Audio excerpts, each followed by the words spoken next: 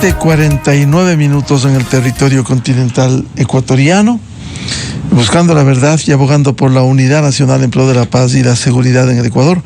Queremos saludar al doctor Javier Palacios, constitucionalista. Le agradecemos la atención a la revista de Opinión y Democracia.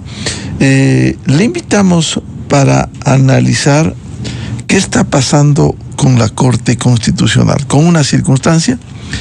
La Ley de Control Constitucional y Ley de Garantías Constitucionales y Control Constitucional, vigente desde octubre del 2009, le obliga al control constitucional. Así ha venido operando con algunos fallos destacados, al igual que con otros fallos muy cuestionados, como el incursionar en políticas del Ejecutivo o en el país, como fue la orden para conformar una comisión en el Ecuador en torno al conflicto armado interno. Acaba de renunciar, y esa es la coyuntura, la doctora Teresa Núquez, y sobre esto se ha generado una serie de opiniones e interrogantes, como se ha sembrado al decir que la salida de la doctora Teresa Núquez es una pérdida en momentos decisivos. Algo está pasando, decía un reconocido comunicador, y creo que no es bueno. ¿Cómo queda la Corte Constitucional? Ha venido actuando durante los últimos tiempos con el doctor Joel Escudero Solís, presidente, la doctora Carla Andrade Quevedo, vicepresidenta, el doctor Alilo Sada Prado, la doctora Alejandra Cárdenas Reyes, el doctor Richard Ortiz, que de alguna manera estos 5 jueces constitucionales han venido actuando casi en grupo, haciendo una mayoría, supuestamente lo que se califica de un grupo sesgado con sus dictámenes. Entraron hace poco la doctora Claudia Salgado, doctor José Terán y doctor Jorge Benavides, que reemplazaron por el sorteo a la doctora Carmen Corral Ponce, al doctor Enrique Herrería Bonet y a la doctora Daniela Salazar Marín. Ahora, con la salida de la doctora Teresa Núquez, leíamos la hoja de vida de quién sería su reemplazante dentro de la lista, luego de la elección que hubo, el docente doctor Raúl Yazag Fernández, que tiene un perfil sociólogo, que es docente e investigador en la Universidad Central y en otras universidades, al igual que en el doctorado en la Universidad Andina Simón Bolívar. ¿Cómo ve este panorama en un momento complejo cuando debe resolver el control constitucional de algunas leyes urgentes de materia económica que rigen ya en el Ecuador y que fueron aprobados hace poco por la Asamblea Nacional? Doctor Javier Palacios, muy buen día. Muy buenos días, Miguel. Un gusto compartir con usted siempre. A ver, la posición de la Corte Constitucional es compleja al día de hoy. La renuncia de la doctora Teresa Núquez es una baja sensible en la magistratura. Como usted bien señalaba, la Corte como organismo colegiado con aciertos y desaciertos es una corte absolutamente diferente a la que estábamos acostumbrados, ¿no es cierto? Sobre todo creo que era una corte que sí garantizó cierta institucionalidad desde el punto de vista constitucional con la diversidad de criterios que existían. Ahora, con la salida de la doctora Núquez, sin duda alguna, hay una baja y además puede haber una reconformación en las líneas de pensamiento, ¿no? La doctora Teresa Núquez, quizás un poco más asociada a la línea de pensamiento, quizás de la doctora Salgado, de la doctora Carmen Corral, que ya salió, del doctor Herrería. Al día de hoy, con la salida de ella, el nuevo magistrado que podría llegar es el doctor Raúl Yazag, que ahora, aceptada la renuncia de la doctora Teresa Núquez, se le notifica a él y tiene el término de 10 días para pronunciarse. Si aceptando o negando, entendería yo que va a aceptar, pero en el evento de que él rechazase la designación como magistrado de la Corte Constitucional, tendría que ser quien le sigue en la lista. Estaremos pendientes de esto, Miguel, y sobre todo, ¿no? Con la entrada del doctor Yazag puede existir una reconformación o una consolidación de una mayoría de pensamiento, sobre todo en la Corte Constitucional, y adicionalmente va a haber un resorteo de las causas que estaban a cargo de la doctora Teresa Núquez, y quien será el que asuma esa responsabilidad es el nuevo magistrado. Ahora, este panorama se produce, esta inquietud, esta renuncia, doctor Palacios, en un momento difícil. porque le corresponde por mandato constitucional y legal el control constitucional de leyes que han generado polémica. Usted mismo nos había ilustrado con algunos señalamientos en algunas leyes que pudieran ser suspendidas la vigencia de determinadas artículos, determinadas aprobaciones que están vigentes hoy y que se lo hizo en la Asamblea Nacional. Pero otra cosa es esa incertidumbre que pudiera ser que si se reconforma la Corte Constitucional pudiera echarse abajo estas leyes, lo cual sería grave dada la necesidad, como por ejemplo la ley de inteligencia, doctor Palacios. Sin duda alguna, Miguel, esto tiene trascendencia, ¿no? No es solo la salida de una magistrada, de una muy buena magistrada, sino que tiene incidencia en una conformación y una línea de pensamiento que pueda tener la Corte Constitucional. Habrá que ver cuál es, más allá de las credenciales académicas y de lo que se puede intuir del doctor Yazag en caso de que él acepte, pero habrá que ver cómo se conforma esta nueva Corte. Con la salida de la doctora Teresa Núquez, prácticamente la conformación de la Corte Constitucional del 2009 es ya muy residual y los pocos magistrados que quedarían de aquella conformación en la que al menos teníamos una línea de pensamiento clara es la doctora Carla Andrade y el doctor Ali Lozada, siendo minoría frente a la nueva conformación ya prácticamente total de la Corte Constitucional. Y es en un momento crítico, como usted bien señala, porque la Corte al día de hoy tiene un papel muy importante, tiene que analizar la constitucionalidad de varios cuerpos normativos, sobre todo de los últimos cuerpos normativos aprobados a través de la Ley Económica Urgente, y que muchos de ellos, salvo la Ley de Solidaridad, que la Corte ya admitió a trámite las demandas y negó los pedidos de suspensión de la norma, todos los demás se encuentran en fase de admisibilidad, es decir,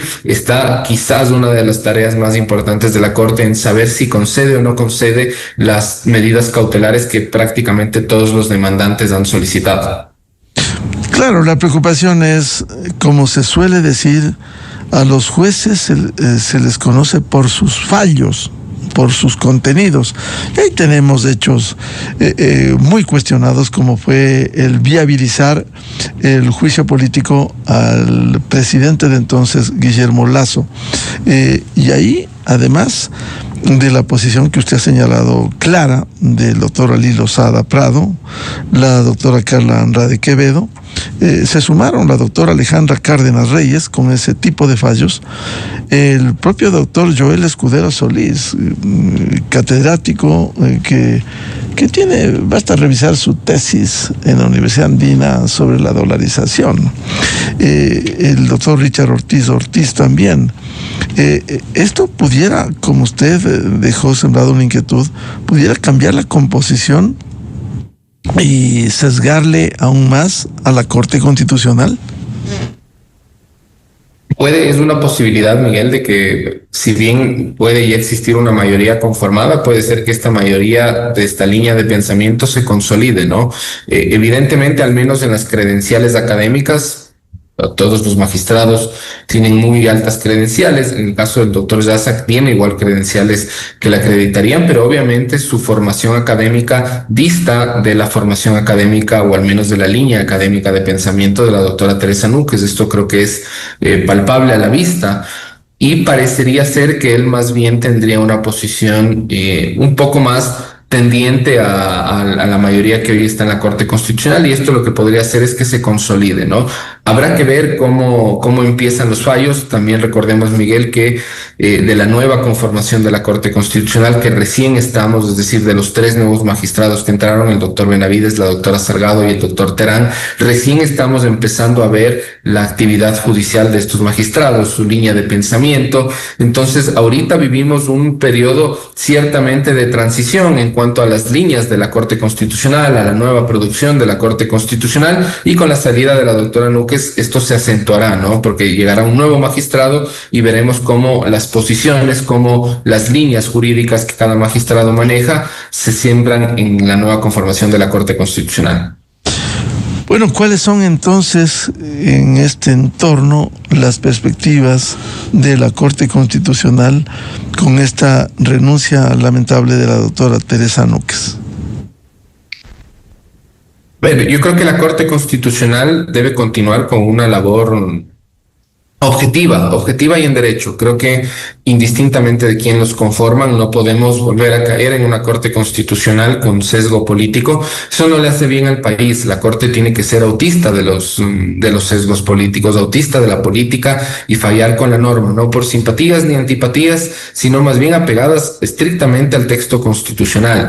La salida de una magistrada de la valía, de la doctora Núquez, yo creo que debería ser un mensaje a la corte para que lo que se ha construido, lo que la Corte Constitucional ha construido, insisto, con aciertos y desaciertos, no se desmorone, sino que más bien se fortalezca. Son momentos difíciles los que vive el país, son casos complejos los que tiene la Corte Constitucional por analizar, y ahorita debe demostrar que está a la altura, como lo ha estado en casos anteriores, y sobre todo quitar cualquier sesgo político, antipatías o simpatías que pueda tener respecto de una u otra posición y fallar estrictamente acorde al texto constitucional.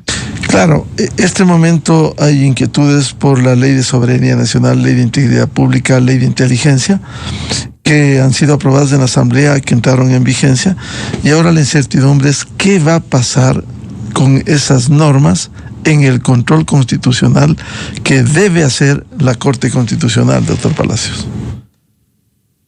En cada caso, Miguel, enfrentamos diferentes análisis, ¿no? Yo creo que sobre todo en la Ley de Integridad Pública, la Corte tiene un análisis profundo que realizar sobre la acusación de la falta de unidad de materia, que en mi opinión es un contingente real que existe en dicho cuerpo normativo, porque empezó con una reforma a la Ley Orgánica del Sistema Nacional de Contratación Pública y terminó reformando otros cuerpos normativos que no guardaban conexidad. Esto va a ser un análisis que la Corte tendrá que hacerlo, ¿no? Pero el primer gran análisis de la Corte va a ser la fase de admisibilidad. Y esto, para entendimiento, la fase de admisibilidad de una acción de inconstitucionalidad no es un tema que reviste de mayor complejidad. La Corte, por regla general, admite a trámite todas las demandas de inconstitucionalidad. El punto álgido quizás estará en determinar si la Corte concede o no concede la suspensión de la norma. Y aquí la Corte se enfrenta además a dos variables. Si suspende todo el cuerpo normativo, o si suspende específicamente la norma que se acusa como inconstitucional. Porque el tema de la unidad de materia y las acusaciones ya específicas en contra, sobre todo de la Ley de Integridad Pública, no van en cuanto a la Ley Orgánica del Sistema Nacional de Contratación Pública, sino más bien van a tres ejes transversales, que es la evaluación a los servidores públicos, la falta de estabilidad que se acusa, el tema de la conversión de las cooperativas a bancos, la eventual conversión, porque no existe todavía ni siquiera una reglamentación, y finalmente la declaratoria de emergencia del sistema judicial. Esas son al menos las tres particularidades, y de allí todo esto tiene el eje transversal de la unidad de materia. Entonces la Corte, al analizar si concede o no la petición de suspensión de la norma, deberá determinar si va a suspender toda la norma o solo aquellas disposiciones que los demandantes han identificado como presuntamente que contravienen el texto constitucional. Ahora, no solo son estos temas, estas leyes que generan polémica, sino también hay que hablar de las reformas constitucionales. No olvidemos que está habilitada la reforma al artículo 5 de la Constitución, que faculta la ayuda militar extranjera en bases ecuatorianas. Está pendiente y esta semana se aprobó ya en segundo y definitivo debate en la Comisión de Reformas Constitucionales las reformas del artículo 110 y 115 de la Constitución para eliminar el financiamiento público a los partidos y organizaciones políticas, y que de aprobarse en la Asamblea como se prevé, simplemente esto iría de nuevo al control constitucional y luego a un referéndum que al parecer sería a fin de año. Es decir, aquí hay algunos temas pendientes que deberá resolver en su momento la Corte Constitucional, doctor Palacios. En efecto, Miguel, y los dos temas que usted topa son muy importantes. ¿Por qué son importantes? La Corte Constitucional en ambos casos, tanto la reforma de los partidos políticos cuanto la reforma de las bases militares, ya emitió un criterio preliminar. ¿Cuál era este criterio preliminar? Si la modificación que se pretendía realizar podía o no podía realizarse a través del camino de la reforma parcial. Y la Corte en ambos casos dijo que sí, porque no había ninguna restricción de derechos constitucionales. Ahora la Asamblea, en un caso ya se aprobó el texto, falta que lo remitan a la Corte Constitucional. ¿Qué debe hacer la Corte Constitucional? Es un control formal. La Corte no va a hacer un control material del texto que aprobó la Asamblea, sino es un control formal ¿de qué? De la convocatoria al referéndum ratificatorio del texto que la Asamblea ha aprobado. Y esto no debería no debería ser mayor complejidad para la Corte Constitucional, porque es un análisis formal, esencialmente en que los considerandos incorporen información objetiva para la ciudadanía, que la pregunta esté redactada en un lenguaje neutro, de tal manera que la ciudadanía puede elegir sin ningún tipo de inducción a una determinada respuesta. Y lo propio ocurrirá después de que la Asamblea, me parece que fue el día de ayer, aprobó en segundo debate el informe, más bien en la comisión, en segundo debate en la comisión, y pasará al Pleno la reforma de los partidos políticos. Una vez que la Asamblea apruebe el texto de esta reforma, deberá igual remitirla a la Corte Constitucional para que la Corte haga este control formal y luego se envíe al CNE y el CNE realice la convocatoria en 45 días del referéndum ratificatorio. Pero estos temas son importantes, Miguel, porque creo que en la sustancia ambas reformas a la Constitución, al menos en mi opinión, son necesarias. Y sobre todo es un tema que ha pasado por donde tenía el cauce normal, que era debatir en el Parlamento, donde confluyen los diferentes criterios de la ciudadanía. Y hay otro tema que está en debate y que ha tenido ya pronunciamientos anteriores, algo que planteara el propio presidente y que debe pronunciarse en su momento la Corte Constitucional sobre este tema de la castración química frente a los abusadores sexuales. También tendrá que resolver. Y aquí la preocupación es el sesgo que pudiera haber en pronunciamientos en la Corte Constitucional y por ello la conformación de una mayoría o una minoría en la Corte Constitucional, doctor Palacios. Este tema, Miguel, es un tema sin duda está pendiente de análisis de la Corte y será ya con la nueva conformación que emita el pronunciamiento. Es un tema no menor porque es algo que amerita un debate profundo. Hay que verlo esto no solo como una reforma a la Constitución, sino más bien algo que amerita un debate profundo, no solo ya desde el punto de vista jurídico, sino también desde el punto de vista científico. Y en mi opinión, si la Corte llegase a determinar la viabilidad, lo correcto es que sea a través del Parlamento. Y en esto la Corte y en general debemos quitarnos los sesgos de hacer un análisis objetivo y permitir que este tema tan importante se debata en el seno de la Asamblea con mayor información. No creo que es algo que podamos tomarlo a la ligera. Y ojalá la Corte permita, después del análisis de constitucionalidad respectivo, en el que, al menos en mi opinión, a primera vista no parecería que hay una restricción, pero en todo caso amerita un debate con mayor profundidad y para eso está la Asamblea, ¿no? En el seno de la comisión, que se pueda recibir distintas posiciones, análisis también científicos y de cuán esto puede prevenir el cometimiento del delito tan execrable que se pretende combatir con esta reforma constitucional. Bien, al doctor Javier Palacios, constitucionalista, quizás una inquietud final. En resumen, se podría señalar que hay un futuro incierto, al menos en determinados casos, con esta nueva composición de la Corte Constitucional. Al menos existe, Miguel, una duda sobre cómo van a cambiar las líneas en la magistratura. Esto es normal cuando se cambian los integrantes de una alta corte y al día de hoy prácticamente hemos tenido casi una renovación total. Quedan únicamente 2 magistrados de la conformación del 2019. Entonces veremos cuáles son las nuevas líneas, cuál es la nueva posición que la Corte puede tener o si mantiene la que ya venía teniendo la Corte Constitucional durante todos estos años. Bien, muchas gracias al doctor Javier Palacios, constitucionalista. Seguiremos hablando de los fallos. A los jueces hay que conocer por los fallos y los contenidos que emiten. Javier, muy amable. Siempre un gusto, Miguel. Muchas gracias. 8:08 en el territorio continental ecuatoriano, buscando la verdad y abogando por la unidad nacional en pro de la paz y la seguridad en el Ecuador. Vamos a una ligera pausa y volvemos. Diálogo previsto con el coordinador de la Comisión Nacional Anticorrupción, doctor Germán Rodas, a propósito de lo que se ha revelado, incluso por informes de la Contraloría General del Estado, sobre presuntos perjuicios al Estado en los contratos firmados por parte del gobierno con Progen, especialmente en el tema de centrales eléctricas. Esta es la revista de Opinión Democracia. Seriedad y credibilidad en todas partes.